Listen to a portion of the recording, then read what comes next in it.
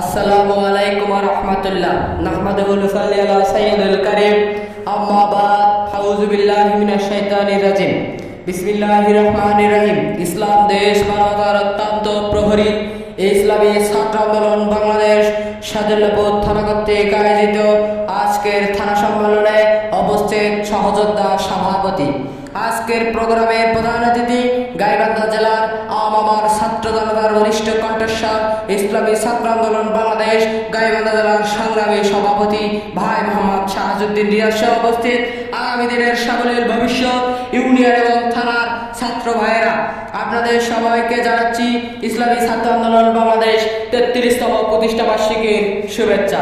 প্রিয় ভাইয়েরা আমার, বাংলাদেশের ছাত্র রাজনীতির এক সংকটকে চিন্তা করে, বাংলাদেশের জাতীয় রাজনীতির সংকটকে চিন্তা করে, বিশ্ব মুসলিম উম্মার সংকটকে চিন্তা করে 1991 সালের 23 আগস্ট ইসলামী ছাত্র আন্দোলন বাংলাদেশ প্রতিষ্ঠা লাভ করেছে।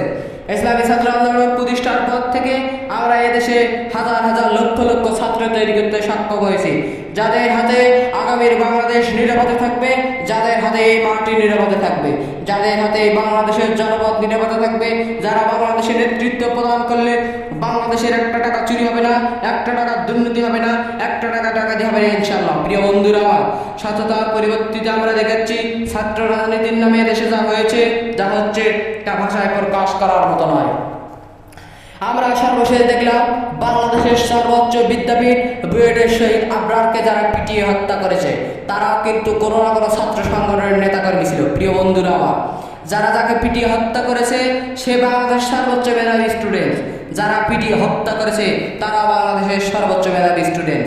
বুয়েটে ভর্তি হওয়ার আগে যে আপনারা খোঁজ নিয়ে দেখেন, এই একজন ছাত্র খুনি ছিল না, তারা মায়ের অনেক বেশি আদরের সন্তান, মেধাবী ছাত্র ছিল। কিন্তু এমন কোন রাজনীতি বুয়েটে আসার পর তারা সেই রাজনীতি তাদের খুনি বানাতে বাধ্য হলো, তাদেরকে সন্ত্রাস বানাতে বাধ্য করেছে।